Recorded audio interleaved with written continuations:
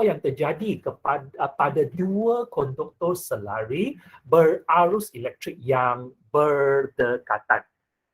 Okey, terangkan apa yang terjadi pada dua konduktor selari. Jadi di sini ada dua konduktor selari. Situasinya dua konduktor selari. Okey. Berarus elektrik yang berdekatan. Jadi di sini soalan kamu kena berhati-hati ya. Okey, cikgu tanpa soalannya sebab ada dua situasi. Ada dua situasi. Kamu kena tahu ya, berarus elektrik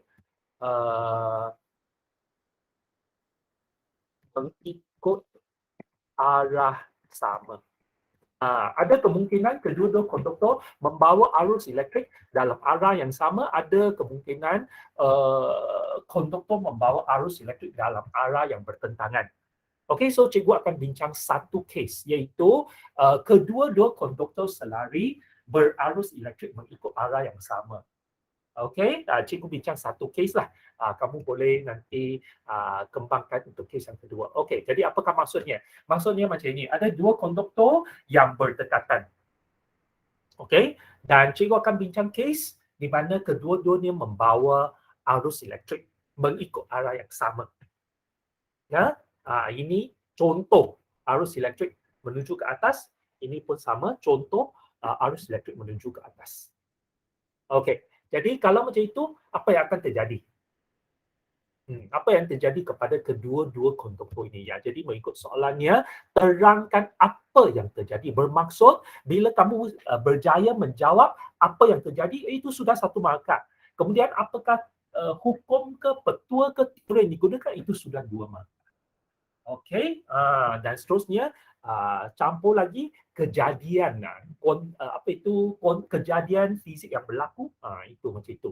Ya, so 3-4 markah. So fokus pada idea yang cikgu sebutkan itu. Okey, so kita mula. Dua konduktor ini berdekatan, dua selari, dua-dua membawa arus yang sama. Okey, so ingat ya, cikgu bincang satu kes ya. Ada kes yang satu lagi ialah membawa arus dalam arah bertentangan. Itu cikgu tak bincang di sinilah. Kita bincang kes selari dulu ya. Okey, jadi ini kamu belajar saya rasa sebelum tingkatan 5. Sebelum tingkatan 5 kamu sudah belajar bahawa apabila arus elektrik mengalir melalui suatu konduktor, maka wujudlah medan magnet di sekitar konduktor tersebut. Okey? Wujud medan magnet di sekitar konduktor tersebut. Jadi ini sebenarnya kita namakan sebagai kesan elektromagnet. Kesan elektromagnet. Mesti ada arus elektrik dulu, baru magnet. Mesti ada arus elektrik dulu, baru ada magnet. Jadi kamu gunakan genggaman tangan kanan. Genggaman tangan kanan. Ibu jari tunjuk ke atas, jadi jari-jari yang lain menunjukkan garis daya magnet. Jadi garis daya magnet ini memang sepanjanglah semua, bukan saja pada ketukan ini, semua. Pada semua. Bermaksud sepanjang konduktor ini, sepanjang konduktor, semua tempat ada. Okey, semua tempat ada. Semua tempat. Sepanjang konduktor ini. Macam ini sebenarnya ideanya. Okey, ideanya macam ini. Sepanjang konduktor, bukan pada satu tempat saja, tetapi untuk memudahkan ya, kamu fokus, cikgu tak mahu lukis banyak sangatlah, cikgu lukis satu sahaja garis dayanya. Okey, itulah sebabnya cikgu lukis satu sahaja ya, supaya kita lebih fokus. Ya, memang sebenarnya sepanjang. Jadi apa yang berlaku pula kalau ada dua konduktor, masing-masing ada medan magnet.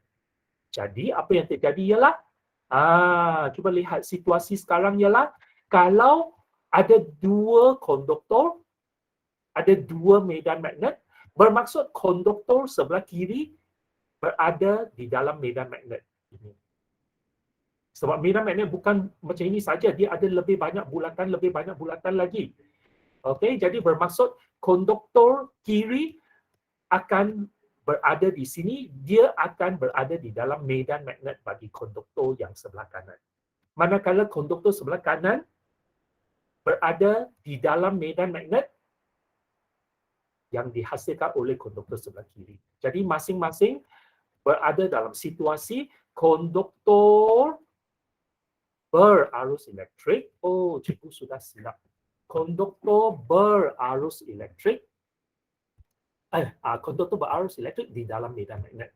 Jadi apa yang terjadi sekarang ialah cikgu sudah silap. Jadi ini adalah medan magnet untuk konduktor ini. Ini ialah medan magnet untuk konduktor ini. Tetapi kita akan gunakan peraturan tangan kiri Fleming. Peraturan tangan kiri Fleming, kita tak boleh rujuk ini sebagai medan magnet. Kita kena gunakan ini sebagai medan magnet. Dia berada, konduktor ini berada di dalam medan magnet yang ini. Yang ini.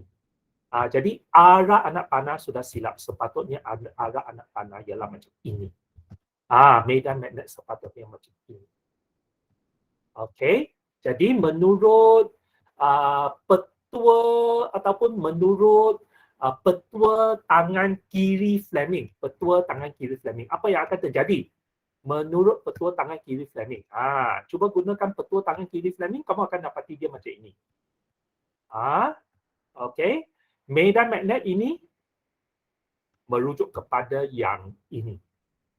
Sebab ini ialah konduktor yang membawa arus di dalam medan magnet ini. Jadi anak panahnya menuju keluar, jadi ini menuju keluar. Arus ke atas. Jadi menurut petua tangan kiri Fleming, dia adalah macam ini. Daya. Konduktor ini mengalami daya ke arah dalam. Okey. Manakala konduktor ini pula, dia membawa dia membawa arus juga, betul, arus ke atas. Tetapi konduktor ini berada berdekatan ataupun di dalam medan magnet ini pula. Jadi medan magnet ini patut dilabelkan ke dalam, bukan ke luar. Sepatutnya saya labelkan macam ini. Ini. Macam ini. Ini medan magnetnya. Okey, jadi akibat daripada itu daya macam ini. Cuba gunakan peraturan petua tangan kiri Fleming sekali lagi. Jadi petua tangan kiri Fleming mesti digunakan untuk kedua-duanya. Jadi sekarang ini arus naik ke atas, medan magnet ke dalam. Ya, medan magnet ini mesti rujuk kepada yang ini. Okey, jadi daya ke sebelah dalam. Ya, jadi cikgu ulang, konduktor ini membawa arus elektrik di dalam medan magnet ini.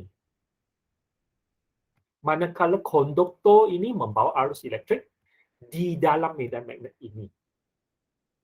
Okey? Jadi masing-masing menerima kesan daripada jirannya. Medan magnet daripada jirannya. Jadi kita cuba lihat di sini apakah kesannya. Ini ditolak ke dalam, ini pun ditolak ke dalam. Jadi bermaksud kedua-dua konduktor akan ditolak supaya lebih rapat kalau mereka membawa arus elektrik dalam arah yang sama. Jadi kita sudah boleh jawab sekarang kesannya lah kedua-dua konduktor ditolak lebih rapat. Jadi kita sudah jawab satu soalan sebab sudah dapat satu markah sebab soalan katakan terangkan apa yang terjadi. Jadi kita sudah berjaya menerangkan apa yang terjadi, iaitu konduktor menjadi lebih rapat. Sebenarnya untuk esei pelajar boleh lukis ya gambar ajar ini ya. Esei tidak bermaksud bahawa pelajar asyik tulis saja. Mesti boleh menyokong jawapan kamu dengan lukisan-lukisan seperti itu. Okey ya, jangan keliru ya, bukan konduktor ini di dalam medan magnetnya yang sendiri ya. Ini medan magnet yang dia bina sendiri sebab arusnya. Jadi dia konduktor ini berada di dalam medan magnet untuk jirannya. Manakala konduktor ini membawa arus elektrik di dalam medan magnet jirannya. Macam itu. Itulah sebabnya gunakan petua tangan kiri Fleming mesti rujuk kepada medan magnet ini. Okey. Arus ini. Manakala rujuk kepada ini pula arus ke atas tetapi medan magnet rujuk kepada ini. Masuk ke dalam. Okey? Jadi kita sudah menyatakan idea ini. Kita sudah kena pasti bahawa kedua-dua konduktor ditolak lebih rapat. Jadi hubungannya ialah apa? Hubungannya ialah konduktor membawa sebenarnya ini ialah situasi. Ini ialah situasi. konduktor membawa arus elektrik di dalam medan magnet. Ya, konduktor membawa arus elektrik di dalam medan magnet. Okey, ini adalah situasinya, dan hubungan yang kita boleh sebutkannya lah petua, ya, petua tangan kiri flapping, ya, menyatakan kedua konduktor ditolak ke arah satu sama lain. Jadi kedua konduktor menjadi lebih rapatlah ialah kesannya.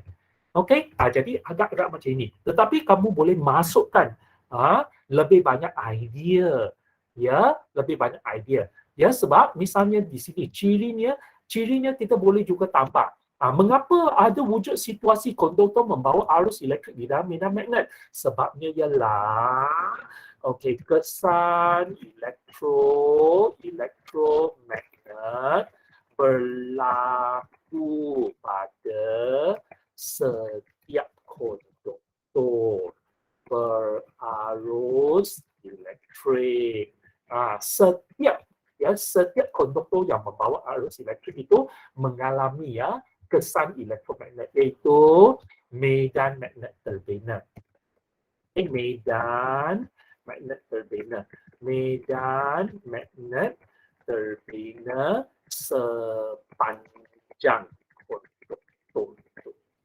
Okey? Jadi tetapi yang dimasukkan dengan konduktor membawa arus elektrik di dalam medan magnet sementara konduktor di sebelahnya.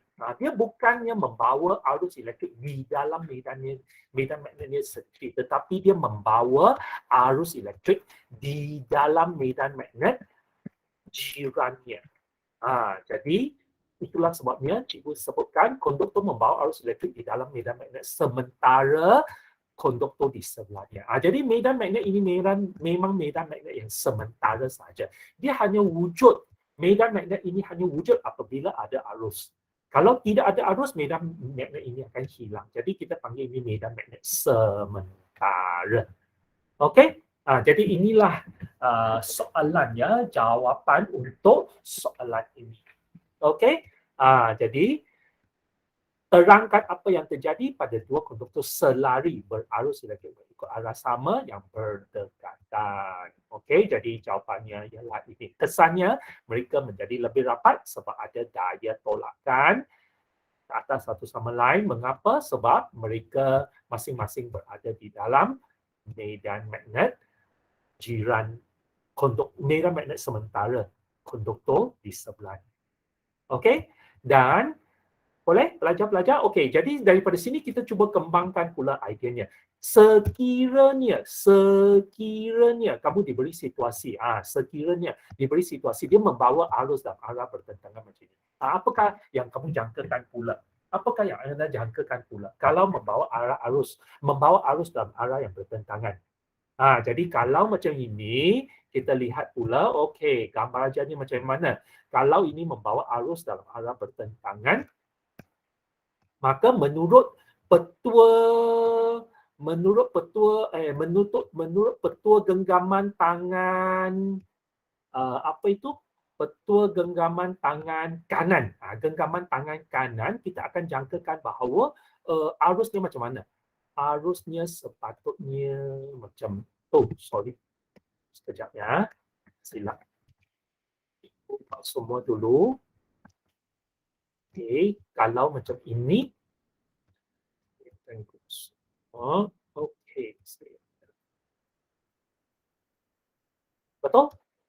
Kalau dia membawa arus dalam arah bertentangan, maka macam ini, dia punya medan magnet sudah terbalik. Ini, okey, dia terbalik. Genggaman tangan kanan ini. Ya, ini genggaman tangan kanan. Dan seterusnya untuk situasi ini pula, cuba kita lihat. Okey, cuba kita lihat. Macam ini. Jadi kalau ini ialah sudah terbalik, okey, sekejap. Kalau sudah terbalik bermaksud macam ini. Macam ini. Okey, ini arah arus ke bawah. Apakah yang kita jangkakan pula? Kalau macam ini, cuba kita lihat. Arus tetap ke atas. Medan magnet sekali ini masuk ke dalam medan magnet ini. Kalau tengok arus ini, mesti medan magnet ini. Medan magnet ini masuk ke dalam. Jadi, kalau medan magnet dia masuk ke dalam macam ini, ini medan magnetnya. Maka menurut petua tangan kiri Fleming, gunakan petua tangan kiri Fleming, apa yang kamu dapat? Jadi daya ni akan masuk ke dalam, masuk ke sini, menuju ke sini. Okey? Cuba lihat konduktor ini pula. Konduktor ini sekarang arusnya ke bawah. Okey, arusnya ke bawah. Okey, arusnya ke bawah. Macam ini. Okey, arusnya ke bawah. Tetapi medan magnet mesti tengok yang jiran punya, bukan diri sendiri punya. Mesti tengok jiran punya. Masuk ke dalam. Masuk ke dalam. Okey, betul, masuk ke dalam. Jadi gunakan petua tangan kiri Fleming sekali lagi. Petua tangan kiri Fleming, kamu akan dapati bahawa dayanya sudah bertentangan arah. Daya bukan ini, tetapi macam ini pula. Betul tak? Okey, petua tangan kiri Fleming. Macam inilah ideanya. Jadi, kalau membawa arus dalam arah yang sama, mereka ditolak supaya lebih dekat antara satu sama lain. Tetapi kalau ditolak supaya kalau membawa arus dalam arah yang bertentangan, kamu dapati mereka ditolak supaya lebih jauh antara satu sama lain. Kan? Jadi ingatlah ya, sama arah dirapatkan. Bertentangan arah dijauhkan. Jadi sebenarnya penerangannya agak sama. Yang atas ini sama, yang bawah ini sama, yang cuma bawah sini yang di tengah ini ditolak ke arah menjauhi satu sama lain. Jadi kedua-dua konduktor lebih jauh antara satu sama lain. Itu sahaja jawapan kita. Boleh pelajar-pelajar? Okey, senang kan? Tak susah ya. Okey, ada apa-apa soalan tak pelajar?